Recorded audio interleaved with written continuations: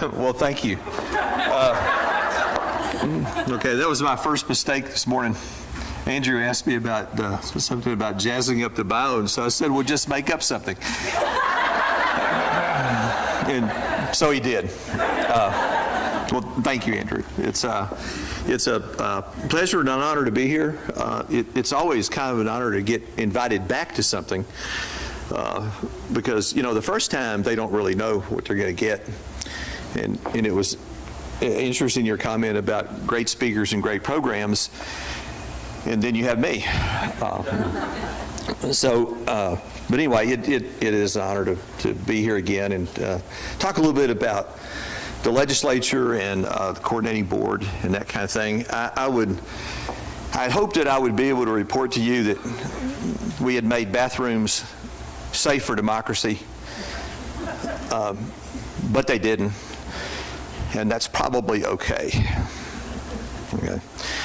It's really interesting in the political world about what will take oxygen out of the room, and that was one of those debates that took a lot of oxygen out of the room, and it's unclear for what reason exactly. So ever how you fall on that, it was, as an old political scientist, sometimes it's kind of neat to sort of divorce myself from my role in that and try to step back and view it as a political scientist would look at it.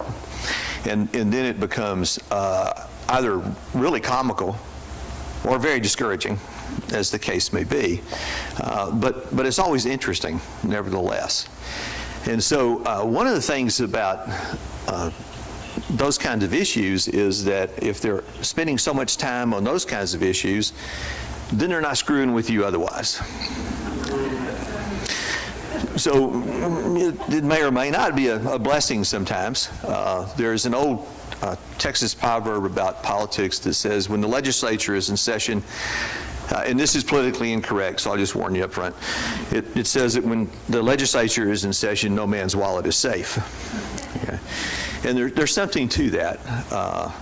But it was interesting for a number of reasons. One, of course, is that for the first time since I can remember, and as a political scientist, having taught about Texas government for a lot of years and studying it for a lot of years, for the first time in my memory, the role of liberal and conservative legislative chambers, relatively speaking, reversed itself. And historically in Texas, the Senate has always been the more sort of liberal-minded body, and the House much more conservative. And this time it turned out that the Senate was the much more conservative body, and the House more liberal-minded. And you have to kind of keep that in the context of what liberal and conservative mean in Texas, which all of which is right of center in a lot of ways. But that was kind of an interesting dynamic to see that as well. So I'll start actually with a couple of things about 60 by 30 and that you should be aware of. And one is that we will, sometime this fall, will be rolling out regional targets for what we now call the educated population goal and the attainment goal. I may get these mixed up. So the 60 by 30 says that 60% of all Texans will have some kind of college credential by the year 2030. And then the other piece of that is that in the year 2030, Texas institutions will award 550,000 credentials of some kind. And so we're now calling that first one the educated population goal. And part of that has to do with the fact that we will take the educated folks from wherever we can get them, even Oklahoma, if necessary. Okay, so, or whatever. Although you do realize, right, that, what is it, University of Oklahoma is actually one of the top-ranked institutions in the United States. And they get a lot of students from Texas who inevitably almost always come back to Texas. So this is not a bad thing, by the way. So it helps. I mean, as one of our board members one time put it, he said, so the more we can get other states to educate people, and then they come back to Texas to work and pay taxes, then that's just a win-win all the way around. And I'm thinking, well, I don't know that people in, Oklahoma or Kansas or New York or wherever would feel the same way about that. But it does encompass that. So we're going to roll out these regional targets, and they'll be based on the 10 higher educational regions in Texas. The idea is that that will hopefully then foster further conversation about how the regions themselves may collaborate to reach those goals by 2030.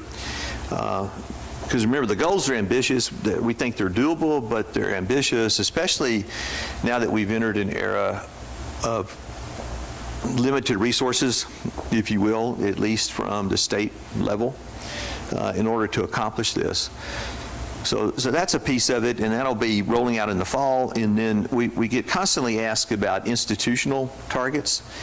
And what we hope is that within those regional conversations, or maybe even within a broader statewide conversation, that individual institutional targets will sort of roll themselves out, so to speak, and that everybody will realize, okay, if we're going to meet this overall state target by 2030, then this is the contribution that my institution needs to make to that. And then the other piece of this that has vexed everybody, including me, who is ostensibly in charge of this goal, and that's the marketable skills goal, whatever that is. So, the idea is that students graduate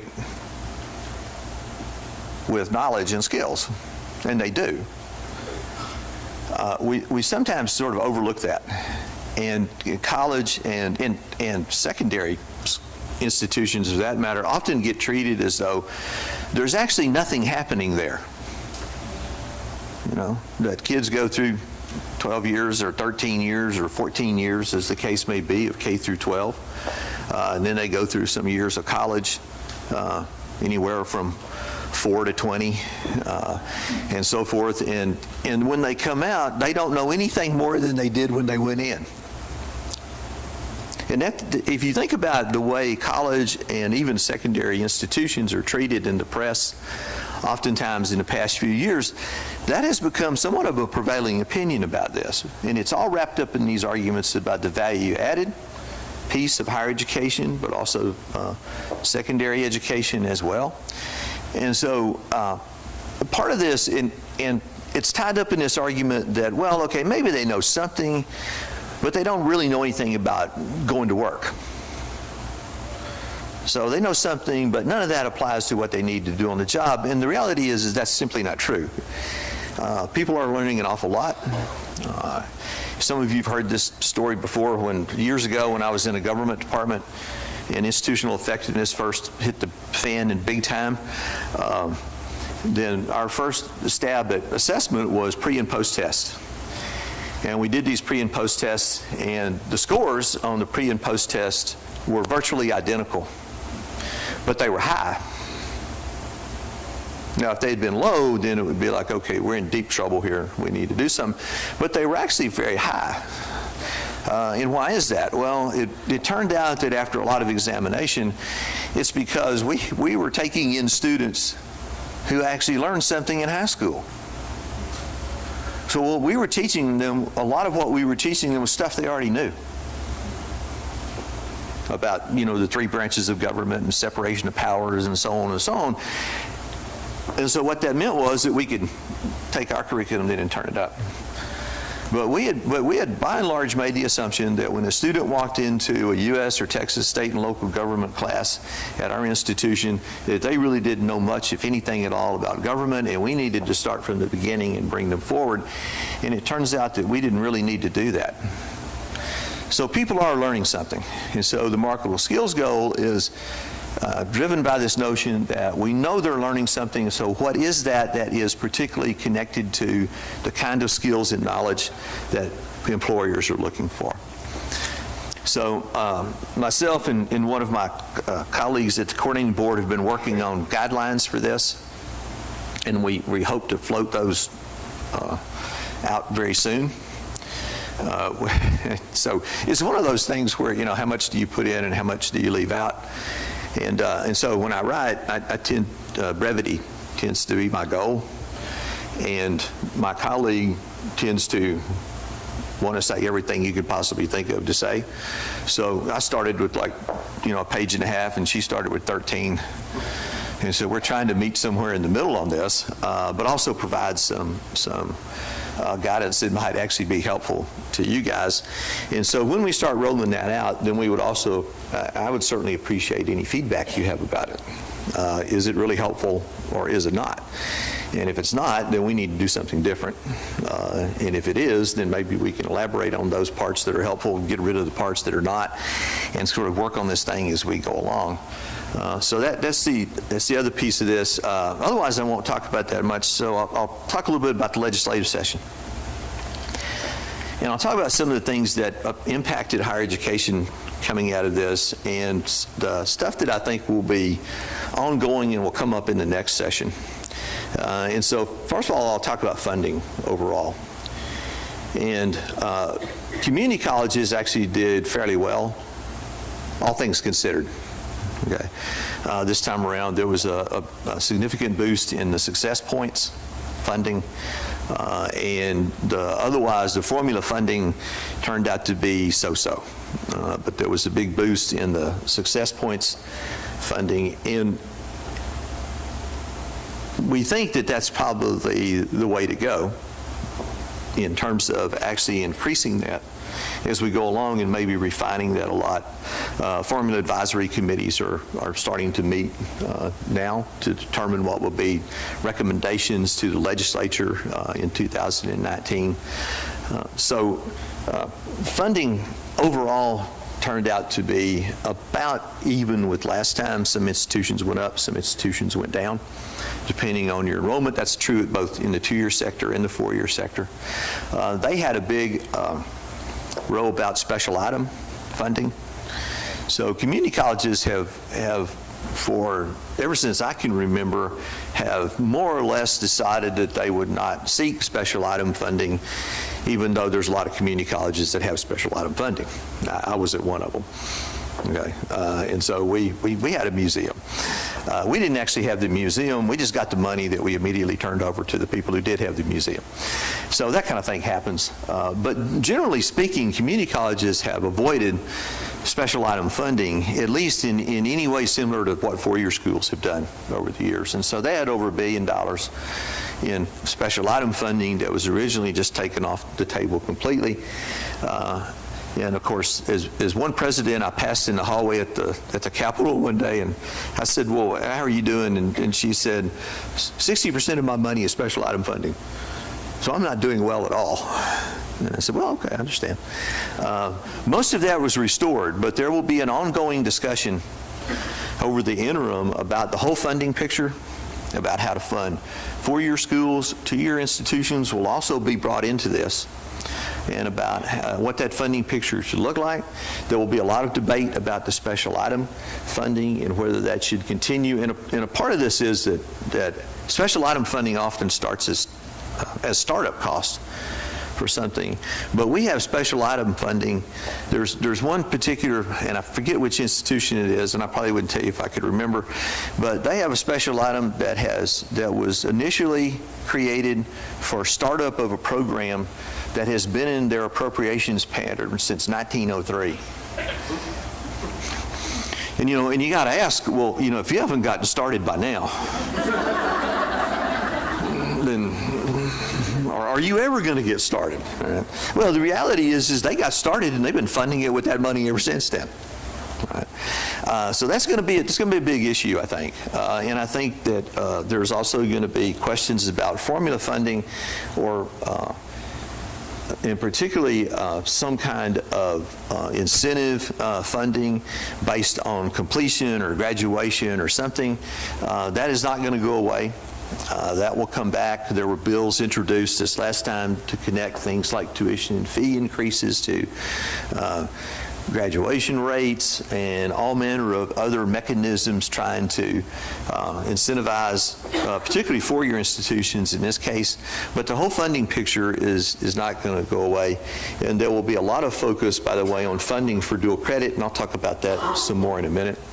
But funding will be one of those issues that stays with us forever and ever, because where there's money involved, then they'll be involved in it. But I think it will be kind of interesting to see if they actually arrive at something different than what we've been doing. The commissioner has begun to argue that we really do need to examine the whole structure and perhaps change the way we fund in a huge manner. Now, he hadn't really figured out yet exactly where he wants to go with this, I don't think. But I think it may be time to re-examine the whole notion of funding based on contact hour reimbursement and semester credit hour reimbursement, which is, let's face it, is largely based on enrollment. Is what it's really funded. You get funded by enrollment. And do we need to move toward a model that reflects enrollment more based on completion and or retention and or whatever you want to throw into that. So that's one big thing. Transfer became a big issue almost by accident. And the Senate Finance Committee is the committee that actually took up the mantle for transfer. And it was somewhat interesting because I was testifying to the Senate Finance Committee about previous legislation, and we were talking about fields of study. And so I sort of threw this, and so I was describing fields of study and where we were at with that. And the sort of the opening remark to all this was, we've been working on transfer for 20 years, and why haven't we fixed it? And I said, well, I don't know, I'm new. I only been at the coordinating board for 3 years, so I don't know. I wanted to say, you talk to David Gardner, he'd been around a long time, or something. But there then ensued this sort of conversation about why is transfer such a huge problem. And then what that spawned was a work group in the Senate made up of Senators West, Taylor, and Nichols. It was a work group of the Senate Finance Committee, but then the legislation itself was taken up by the Senate Higher Education Committee. And ultimately, there were 3 bills about transfer passed out of the Senate, all 3 of which died in the House of Representatives. And they really centered around a couple of things. One is core curriculum. So part of what the agency will be dealing with, and actually UEAC, the Undergraduate Education Advisory Committee, is meeting as we speak. Well, I guess they haven't started yet, but they will soon. They start at 10 o'clock, I guess, and so they're going to be meeting today. And one of the things that they'll take up over this next year is the core curriculum and some issues surrounding what it should look like and what it should be and that kind of thing. Because the questions that I got asked by this Senate work group was, first of all, what do you mean there's more than one core curriculum in Texas? And they're reading the legislation to me and saying, because it says here that the Texas Higher Education Coordinating Board will establish a core curriculum. So what do you mean there's more than one? How can we have 78, but then 77 now, core curriculums in Texas when the legislation says there's going to be one? And again, I said, well, I just got here. You'd have to talk to, you'd have to talk to the people that created this mess. I don't know anything. But the truth is, I actually do know somewhat how this happened. But that was an issue that we probably spent 30 to 45 minutes discussing in this Senate conference room one day about how did that happen and how does this work. And then the other big issue was, how is it that we have courses in the core curriculum that are not in the Texas Common Course numbering system? Because again, the legislation says that courses in the core will be consistent with the Texas Common Course numbering system. Now, 2-year schools don't really have any choice in this matter, right? Because the ACGM and the Texas Common Course numbering system were put together years and years ago, about 18 years ago now or so. Those 2 entities were joined together by rule at the coordinating board, and as a result, if you're in one, you're in the other, and community colleges, 2-year institutions, are restricted to what's found in the ACGM and in the Texas Common Course numbering system. Four-year institutions are not necessarily bound to that, but it does say that they're supposed to be equivalent. And so how is it that we can have hundreds of courses in the core for which there is no equivalent in the Texas Common Course numbering system? And so these are the issues that UEAC will be taking up and looking at, because I fully expect to be asked those same questions again in 2 years.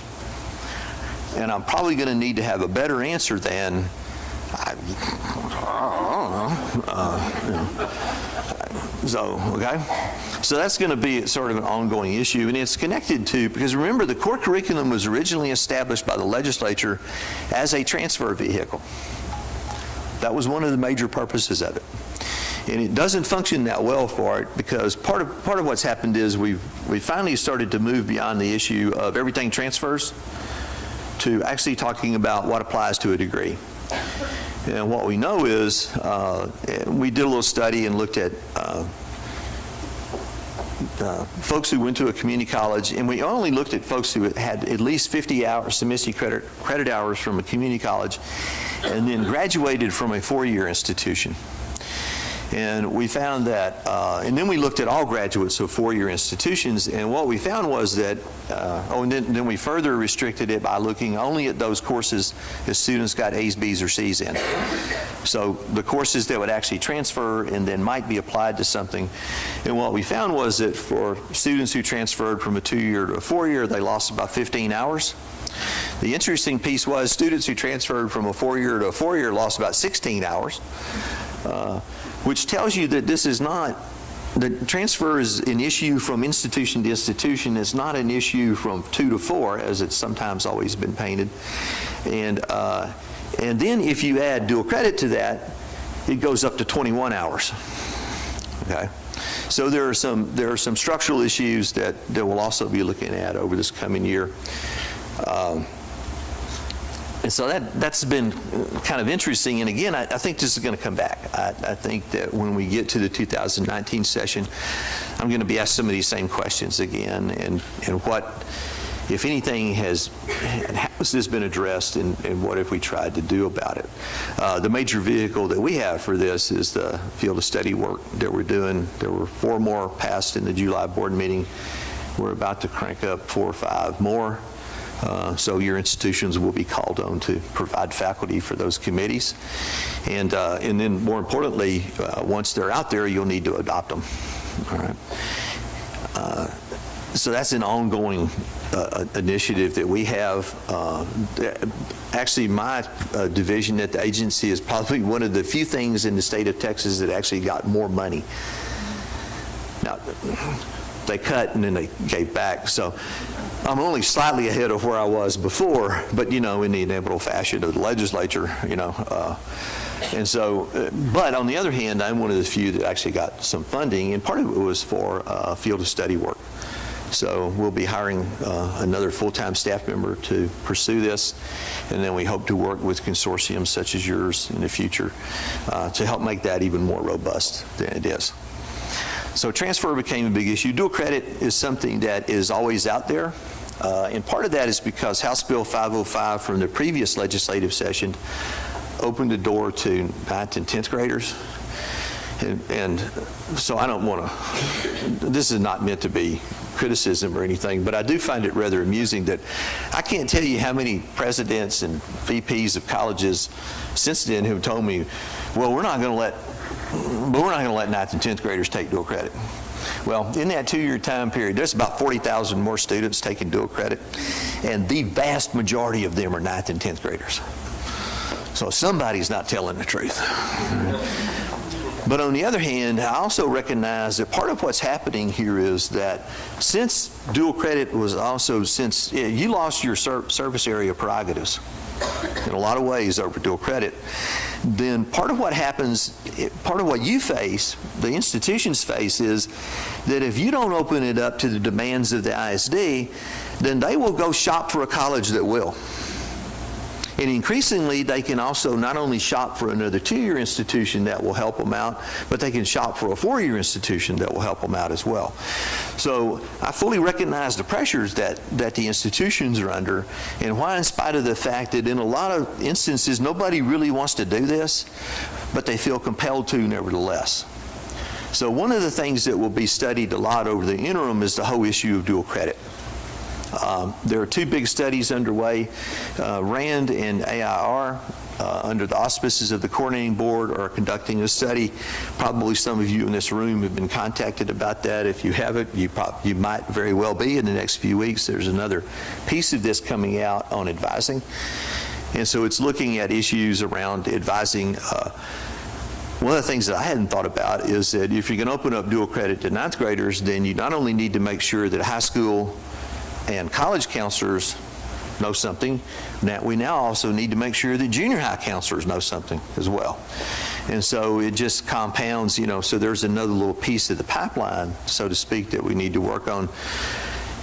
So part of what those studies are looking at is the issue of what's called the sweet spot. And there's a lot of debate in the literature about dual credit around this issue of, so how much dual credit is helpful, and then when you get past the point, how much it is harmful. And what I find interesting is the number of students who will come out of particularly not an early college, high school, but oftentimes an other program, and they'll have as much as 80 hours of lower division dual credit. Now we know right off the bat that there's a good chance that at least 20, if you got 80 hours, at 20 of that's going to go nowhere. That's almost a given, right? And so why is anybody allowing a student to pile up 80 hours of dual credit unless they are just insistent on that's what they want to do? But most students don't know that. They don't get the implications. People don't understand that your 180 hours for federal financial aid starts with the first college course that you take, and it doesn't matter whether you're 30 or 3. That 180 kicks in with the very first college course that you take. Now, a lot of people confuse that with the 150-hour rule. Once you amass over 150 hours, then the state is no longer going to fund that student. That and federal financial aid are two different issues. And while dual credit does not count toward that 150, it does count toward the 180. So there's also a lot of sort of information issues, I think, that need to be addressed about dual credit as well. So the study is looking at some of that. It's also looking at the funding issue. And that, I think, is particularly troublesome because what we do know is that the ability of, let me back up a step. So part of what's happening with this whole idea about shopping for dual credit is where can I get it at the cheapest price, right? I mean, that makes perfect sense. And what we know is that the ability of colleges, both at the 2 and the 4-year level, to offer dual credit for free, for example, is also dependent upon a lot of the other factors about their size, their wealth, if you will, their financial stability and their financial place, and so forth. And so a lot of large urban colleges can easily afford to give dual credit away while some other colleges can't. So you have this whole smorgasbord of everything from people charging nothing for dual credit to institutions charging full freight for dual credit. And that puts some colleges at a disadvantage. And I can tell you that among the 2-year sector in particular, that's a real issue. And one of the other big studies about dual credit, or one of the other entities that's looking at this, is there is what's called the Dual Credit Task Force that was formed by the UT system to look at dual credit. And it includes, I serve on the task force, a couple of other people from the coordinating board serve on the task force. There are people from TEA and TWC there, but there's also the 4-year sector is represented. All the systems are there. The Community College Association is represented as well. There's also Richard Moore from TCCTA is a part of this group. So there's a lot of representation and a lot of different interests at this task force. One of the things that's coming out of this is a study that the UT system has conducted on dual credit, but it only applies to schools in the UT system. And so when you get a chance, and the report comes out, you should read it. There's some really interesting anecdotal stuff in there about students who show up to go to high school in the 9th grade and find out they're in dual credit. and had no idea they were in dual credit courses. There's more than one anecdote about that. It's not just an isolated case. So there's really going to be some interesting stuff come out of this. But one of the things that they're looking at also is the funding piece. And the RAND AIR study is also looking at the funding issue and how do you more support equity with this? Because part of what the funding does, then it increases the access for some students while not necessarily providing access for other students.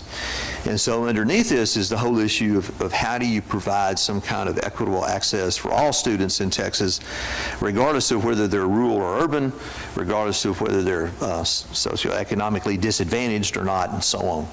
So that's some of the stuff that's coming out of that. And part of what the legislature did was they didn't pass a lot of legislation around dual credit because they were convinced by a lot of entities that we really need to study the whole issue and get some good data behind it so that we can make some decisions that are driven by some real hard evidence rather than just an anecdote here and there. And if you've ever watched legislation being made, then you know that a lot of legislation is made on anecdote.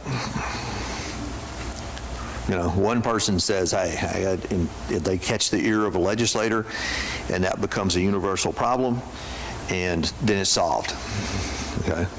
And sometimes that's good, and sometimes that's not so good. So in the next legislative session, then, dual credit will come back as a big issue, and about how to deal, so to speak, with the aftermath of House Bill 505. And so far, all of the hard evidence we have about things like completion and persistence and so forth is all pre-House Bill 505, and we're just now beginning to get data on the post-House Bill 505 and what is that done to dual credit, is that good or bad, and we just don't know the answer to that. And so part of the idea was to hold off on that. One piece of legislation that did pass about dual credit that I think is very important that didn't get a lot of attention, and you might want to pay close attention to this, is the bill that requires the coordinating board, in conjunction with TEA, the Texas Education Agency, to develop goals and objectives for dual credit. And then those goals and objectives must be a part of the MOUs that colleges sign with ISDs. And in spite of all the other changes, it is still the case that if any college, 2, 4-year, whatever it is, offers dual credit, they're only supposed to be doing this under the auspices of an MOU signed with the appropriate ISD. So, and I don't think people have sort of really latched on to the idea that by defining what the goals and objectives of dual credit are, and then because those goals and objectives must be a piece of the MOUs that you sign, then you can actually do a lot to influence what dual credit looks like and doesn't look like. And we have just begun sort of talks with TEA about how we're going to make all this work and so forth. And you can imagine that as almost every discussion of goals and objectives does, I mean, people automatically started talking about prescribing policy. And it's like, well, no, wait a minute. We're not supposed to be prescribing policy. We're supposed to be setting goals and objectives. And then how those goals and objectives are met, one would hope would be by and large left up to the institutions to figure out. Now, there may be certain legal parameters or something in there, but I don't want to get too deep into the weeds. I'm trying to say, and this is how you're going to do all this stuff, as much as we can avoid that. But it's going to be an interesting conversation, I think. And by the way, these things have to be done in time for your MOUs that come out, that go into effect in the fall of 2018, that those goals and objectives are reflected in those MOUs, which means we got about 6 months to get this done. So, you should follow that one pretty closely. Right. So transfer, dual credit, are big issues that will still loom large. I think there will be a lot of discussion in the next legislative session about the funding issue surrounding dual credit. There is a group of community college presidents and chancellors and VPs working with a group of superintendents from ISDs that are looking at this issue and trying to figure out how to make it sort of more of an even playing field, if you will. One of the things that, and they've started to bring in the four-year sector in as well, because four-year schools are getting more and more involved in dual credit. And I'm sure you've all noticed this. If you haven't, then you will. It's just a matter of time before those in your area start getting involved in it. And that's not a bad thing necessarily, by the way, but it does set up a different dynamic in that sector than we've had before. So that'll be looked at. And I'm trying to think about what else might be on the table, so to speak. There was an ongoing issue at one point about continuing education, particularly for high school students. And the legal opinions that came out of all this said that since CE legislation had always talked about adult continuing education and immediate employment, then providing continuing education to particularly 14 and 15-year-olds probably neither met the definition of adult nor met the definition of immediate employment in most cases.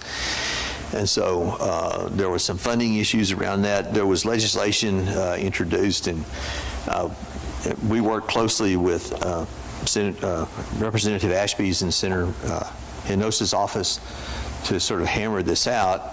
And what it means is that juniors and seniors in high school are now or can be eligible for formula funding for continuing education courses if it's been an approved WECM course and all the stuff that normally goes along with CE reimbursement.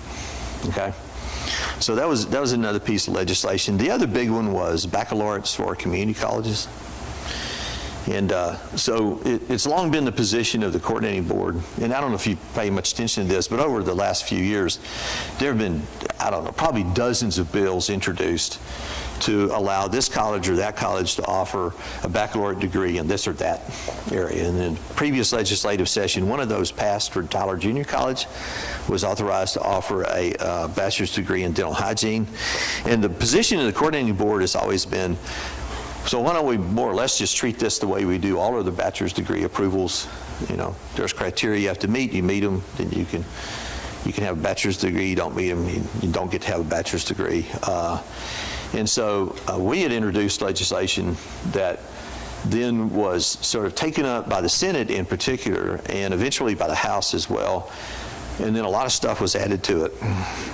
And so what we have now is this bill that allows community colleges to offer baccalaureate degrees if they meet a whole bunch of other criteria.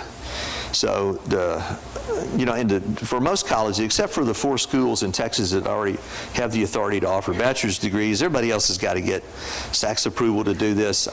In our conversations with them confirmed what I thought I knew already, and that is that you got to have coordinating board approval first, and then you can take it to SACs, and then they will approve. So our approval, like anything else involving that, will be contingent upon then getting SAC's approval as well. But a substantive change for a level change is not an easy thing. I've been through one of these, and I've done site visits for these, particularly in Florida.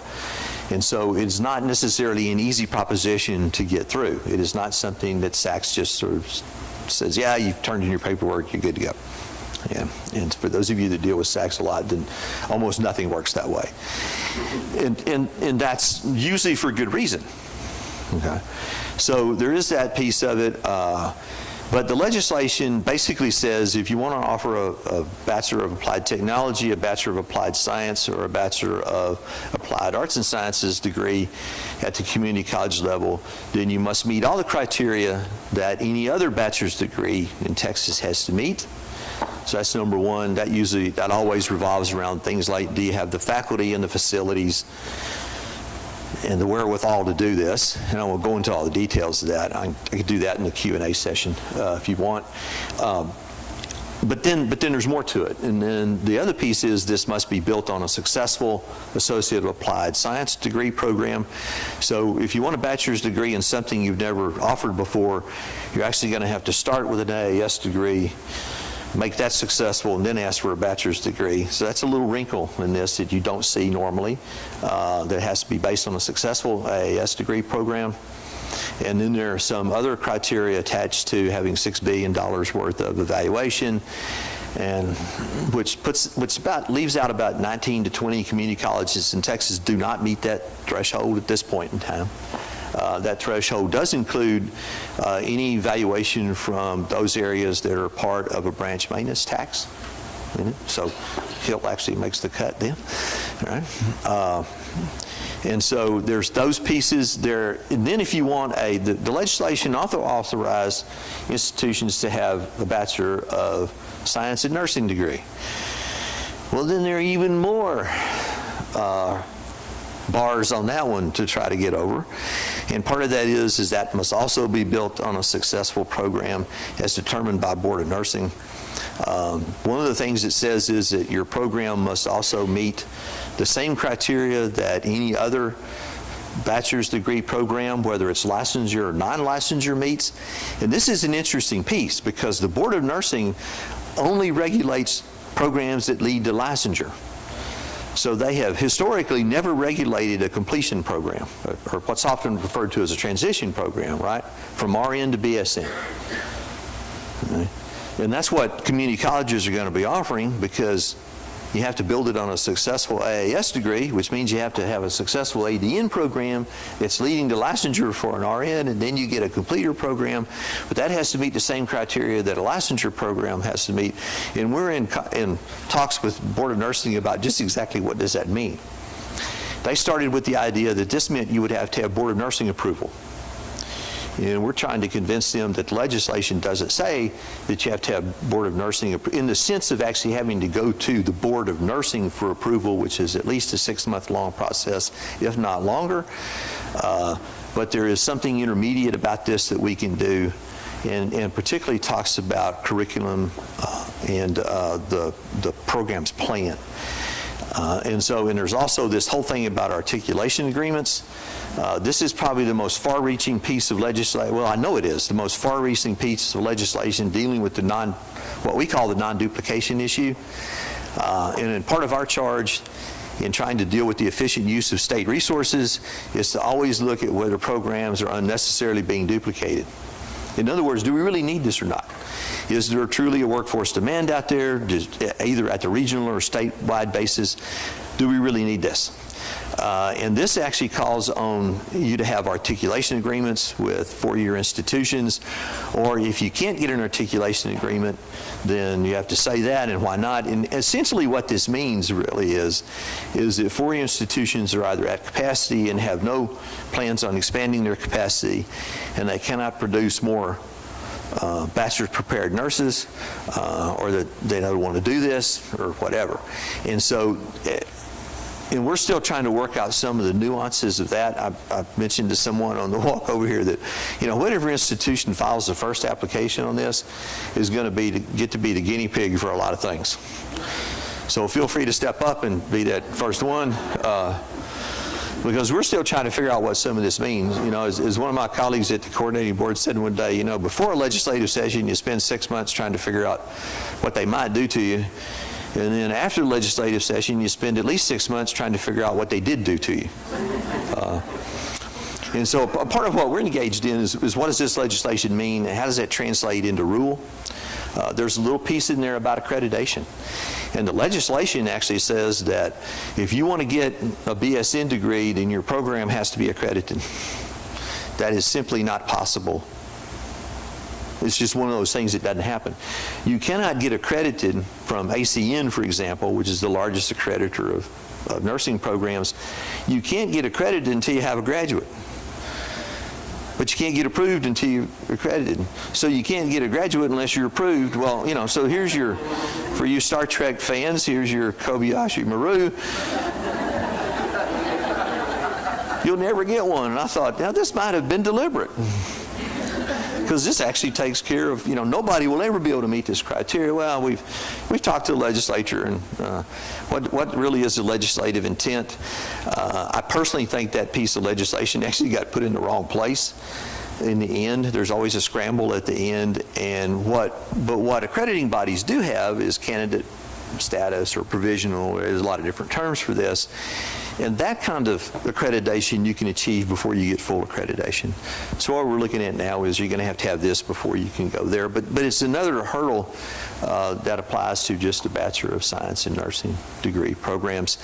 And it also restricts funding. Funding is limited to your lower division reimbursement. Your tuition and fees you can charge is restricted to lower division. So only the 4 colleges that already have authority to offer bachelor's degrees will be able to have higher tuition rates for their upper division courses and get higher reimbursement rates for their upper division courses. The 4 that now have the authority are limited to 5 degree programs at any one time. And under this legislation, everybody else will be limited to 3, no more than 3 bachelor's degree programs at any one time. So that's sort of where we are with that. And how much, am I out of time? Okay. So let me go ahead and try to answer any questions you might have. And in the meantime, if something else comes to mind, I'll tell you. But I think I've pretty much hit the high points of the legislative session that in this past go-around. And the things that I think that you really need to be paying attention to going forward, and I think it's one of those things where on dual credit, if we, and I mean all of us is in terms of the coordinating board, institutions, and so forth, if we don't come forward with some meaningful recommendations about things like transfer and dual credit, then we will still get some legislation, but it may not be well-informed legislation. And one of the things that I found really interesting about this whole process, people ask me all the time about how do you like your job, and I can guarantee you that it's interesting. There's always something new, almost every day. Hurricane Harvey has created wrinkles in things like reporting and start dates and end dates and how that affects financial aid and payment that I must admit I'd never really thought about. But I've had to the last couple of weeks, and so forth. And so there's always something interesting going on. And I must admit I do enjoy the policy part of it. Messing around in policy that's going to affect everybody is kind of fun. I can sort of see why Trump is having such a good time. I don't know if he's doing anything for us, but he seems to be having a good time, nevertheless. But I hate the politics part of it, which probably sounds strange coming from a political scientist, but maybe that's part of it because I studied it. It's like, oh, this really is nasty stuff. It's like that thing about if you watch the sausage being made, you'll never eat it again. But there's some truth in that. I watched my father-in-law make sausage one time because he used to make his own Italian sausage. And I'm thinking, I forgive to understand this. I'm not sure I'm ever going to eat this stuff again. But it was really good, so I ate, and there's not much that gets in the way of my stomach, so I thought, this is okay. But so in watching legislation being made, sometimes it's sort of that same kind of thing. Sometimes it's very ugly. But one of the things that I found interesting and very gratifying is the fact that they do pay attention to outside comment, especially if it's thoughtful and it has some reason behind it and it has some evidence and data behind it. One of the things that we get to do is analyze bills, and so I think we analyzed about 400 in this lab. My division alone analyzed about 400 bills in this last legislative session, and on every one of them you get to make comments about what's good and bad and what ought to be changed and that kind of stuff. And I found it very interesting how many times a staffer would actually read these analyses and call and say, hey, you said in here that we shouldn't do this, and so why is that? But we really want to do this, and so is there a better way to accomplish the same purpose? And we try to look out for things that will reduce burdens on institutions and as much as possible, because we know that we get hit with unfunded mandates too. I have a report due this week on those things that the legislature required us to do that they didn't give us any money to do it with. that kind of stuff. And so everybody gets unfunded mandates, and you guys get them too. It's one of the things that we try to watch out for and say, look, this does have a cost to it. One of the things I discovered is if you put what they call a fiscal note, the cost of legislation, if you put one on it real high, then the Legislative Budget Board will just dismiss it automatically. It'll never see the light of day. So, if you get a piece of legislation in there you really think is really just bad, well, just put on there it's going to cost $1 million. And now you got to justify this. I mean, you got to give at least some rationale for it, and it'll probably never emerge in the process. Now you got to be careful, right? So about doing this, because you don't want to get caught not being at least half truthful about it. So I have learned that too. It's okay. So let's be a little bit cautious about how we approach this. Question, Tom. Okay. Let me steal that mic. With that? And you Okay. use one I'll use of this those. I want to be sure everybody can hear. Where's our first? Right. So there's a question over here, and there's a question back there. Are you? Right? Yeah, Tom. So, Tom Chesney, Brookhaven College. The commissioner has in a lot of audiences, including boards of trustees. Commissioner has in a lot of audiences, including Board of Trustees, spoken to, in a general way, a concern over whether there is appropriate rigor, I think is the term that he uses, in dual credit. And could you parse that out with more specificity as to what the source or sources of that concern are, and whether there's information, reporting, data, or something that we could provide either to help support that case or dismiss it, or whatever the case may be? Thanks. Well, this is one of those things that's sometimes driven by anecdote as much as anything else. And what we all know is that rigor varies on any college campus, in any department. Some people are just better at it than other people are. And some people have higher rigor and standards than other people have. And there seems to be a lot of anecdotal evidence, at least, that has suggested to people that and this is particularly the case when you have people who are high school teachers teaching dual credit. You don't see this, you don't hear this criticism as much when you have college faculty, even if they go to a high school to teach dual credit. It's when you have a high school, a secondary employee teaching dual credit. And I can tell you from my own experience, when we started disaggregating our core assessments and general education assessments from courses taught on campus to courses taught at the high school, there was a stark difference between the two. Neither one of them were very good, frankly, but the high school was even worse. And so we started to address that and brought it all up. But it's that kind of thing that leads to this sort of general idea. So, it's the old conundrum about how do you generalize from the particular to the universal. And so one of the things that both the AIR study and the RAND study is looking at is this issue of rigor and quality, and trying to get at, is it there? Now, there's no doubt in my mind that it can be, and that often that it is, frankly. And I think part of what we're finding is that if you provide the appropriate professional development, like at my former institution, so we started bringing in, the high school English faculty and said, look, this is what we expect you to do in a college course. Well, a lot of times they just didn't know. Somebody just told them to go teach the course. So they went and taught the course. They did the best they could, knowing what they knew. Well, and they were not opposed to anything we tried to do with them, but they raised the standards themselves. And over time, a lot of this sort of righted itself. But there is that prevailing attitude. And part of what the study is trying to get at, is that real, first of all? And if it is, how much, what is the depth of that? And if we need to be concerned about it, then how do we go about trying to fix that as well? So, yes. Dr. Peebles, I'm Anna Mays. I'm from Dallas County Community College District. It's wonderful for you to give us this review and your insight and your humor, so I appreciate that. Thank you. Thank you.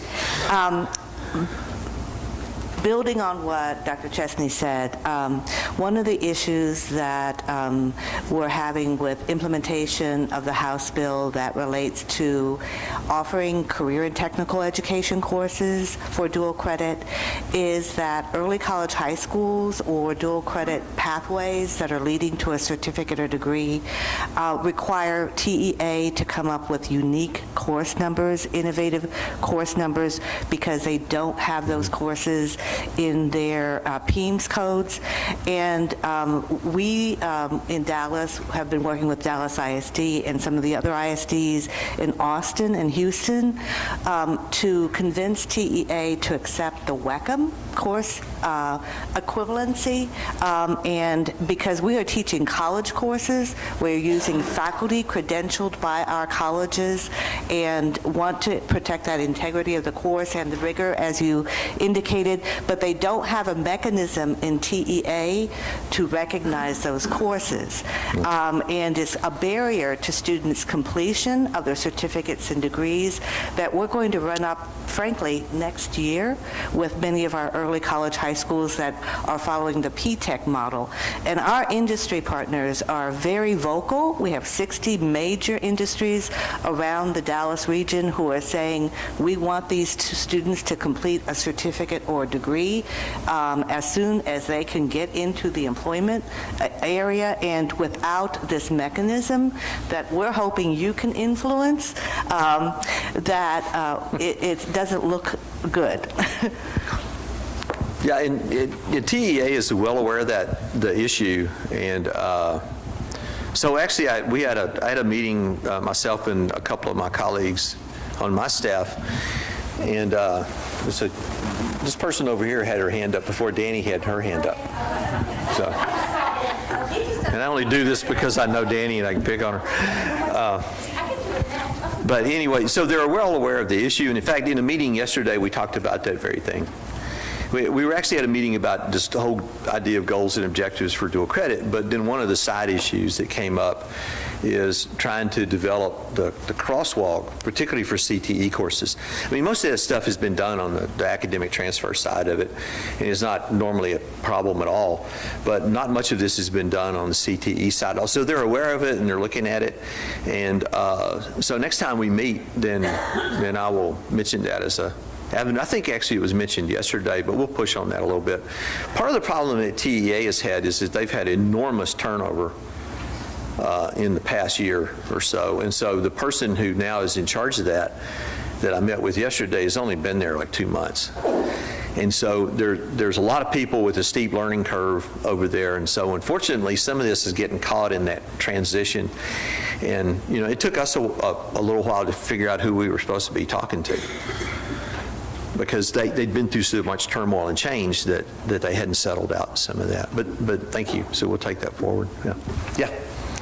Hi, I'm Stacy Stewie. I'm from Tarrant County College. I teach English, and I've also taught dual credit classes. I can also see why dual credit is so popular because I'm a parent of a senior in high school who's taking dual credit, and so it makes so much sense economically. But the problem that I see most of the time has to do with cultural situations and cultural differences. The material in a college-level English class is more edgy, more rigorous, and so sometimes that can cause certain problems when there are younger high school students, especially with 9th and 10th graders. I mean, that's really pushing the limits. So I wanted to see if you'd address that particular aspect.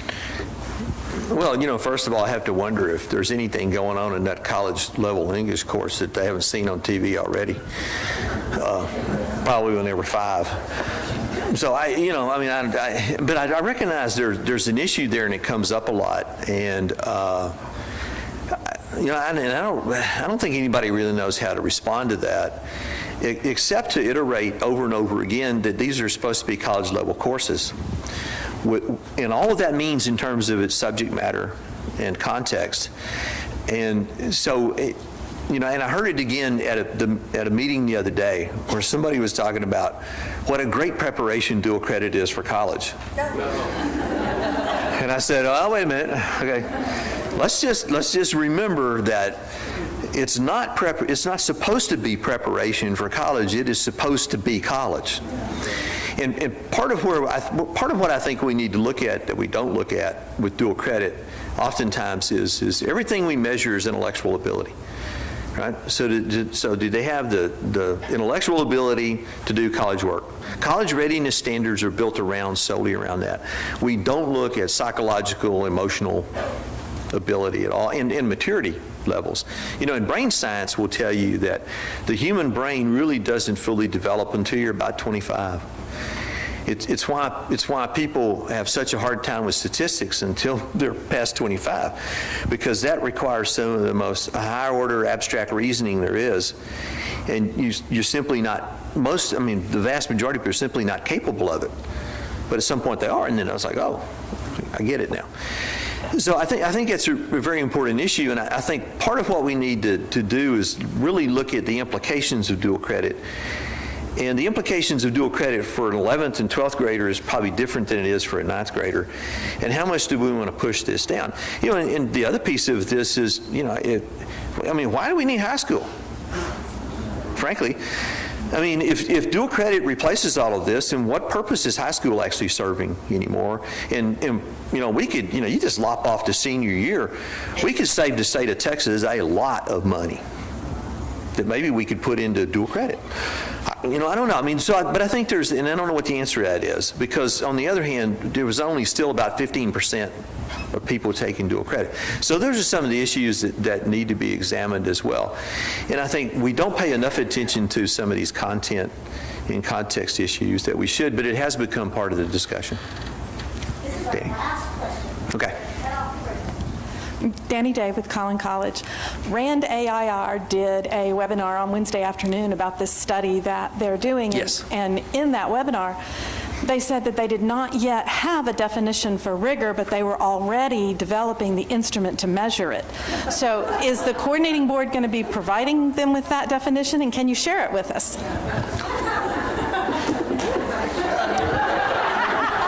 Well, now that we're out of time,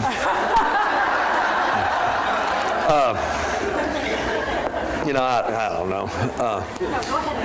So the answer to your question is no, we do not have a definition. So I was at another meeting and didn't get to listen to the webinar, but I was in on all the pre-webinar discussions about this. And yeah, I find that kind of interesting too. And some of us sort of raised the same issue of, so if you don't know what you're looking for, then how are you going to know when you find it, kind of thing. And yeah, and you know, and actually on some level you can. I mean, you may not know exactly what you're looking for, but never. I mean, it's sort of like the old saw about pornography, right? You know, I can't define it, but I know it when I see it, kind of thing. And maybe rigor falls into that category. I kind of doubt it, but maybe it does. But I think you're right, that what we're going to have to do is really define a definition of this, and we don't have one as of yet, but it is something we need to work on, especially by the time they actually start examining that stuff. They're going to need some definition or rubric to go by to look at it. And what they're looking at is primarily going to be syllabi, but also assignments. And I think course assignments is where you can actually get some sense of, at least you can get some sense of differences, if there are differences, if not what the rigor it should be. And I think primarily what's going to be focused on is, to go back to Tom's question, is are there differences there? And if there are, what are those differences, and then how do you address them? Because I don't want to try to get into beyond, maybe in some very general sense, beyond some notion of, well, this is rigor kind of thing, because that's a very amorphous concept. But you raise a really good point that's been raised, and so I'll bring that up again next time we meet about this and say, you know, we really need to figure this out before you get too deep into trying to figure out what it is. Yeah. So we